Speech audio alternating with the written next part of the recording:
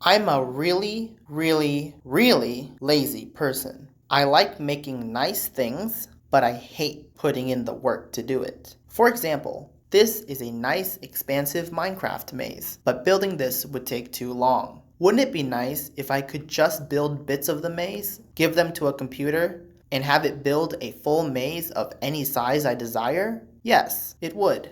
Let's dive into how I did this. Start with a square. Each side of the square is assigned a color. Here are a few examples. These are called Wang tiles. In Minecraft, its shape is different, but it still has one color on each of its 4 sides. The white wool in the middle is a generic block representing the Wang tile itself.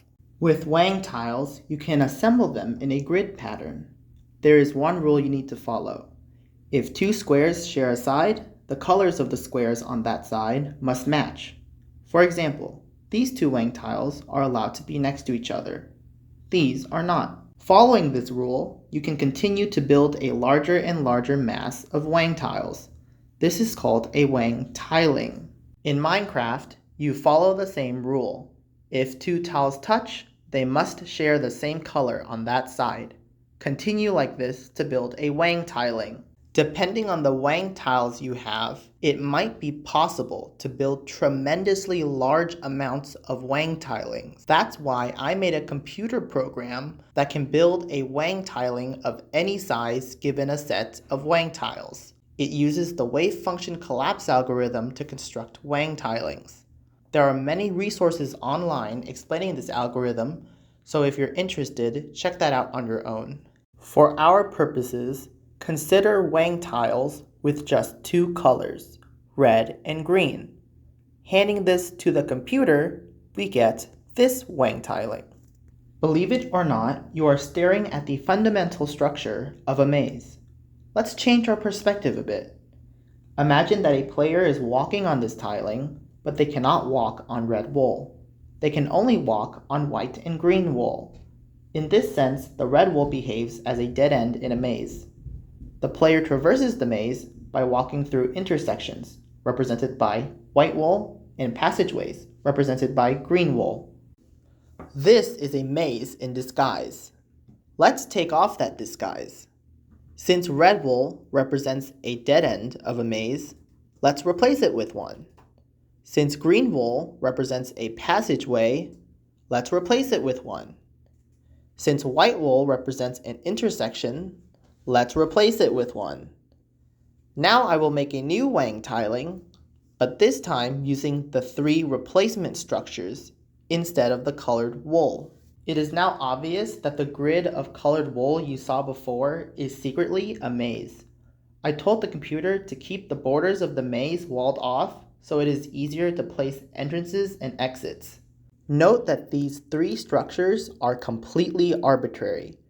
You can build your own structures, give those to the computer program, and you will get a maze built using your maze pieces. We are not restricted to only 2 colors by any means.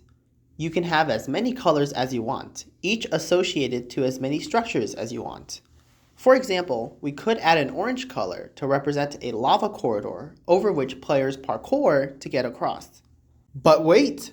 There's more! The world of Minecraft is 3-dimensional, and Wang tiles are only 2-dimensional. We can add 2 additional colors for the 3rd dimension on our Wang tile.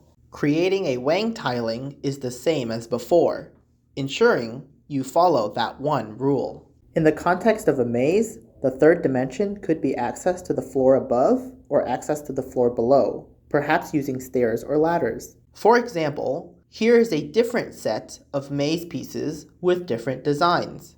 These 3 structures are the dead ends, passageways, and intersections that we would use for a 2-dimensional Wang tile. These 2 new structures are the access ways to the floor above and the floor below. The computer will replace green wool in the 3rd dimension with one of these 2 structures, depending on which side the green wool is on. Here's a maze it built for me. Each floor is a maze like you saw before, and to get between floors, there are ways to go up and down. By random chance, it is possible for sections of the maze to be cut off from everything else. Here's an example. If we have 2 players at these 2 starting positions, they will never be able to meet each other. We fix this by finding these isolated regions and breaking down the wall so it connects to the rest of the maze. This uses the union find algorithm. There are many online resources available on this algorithm.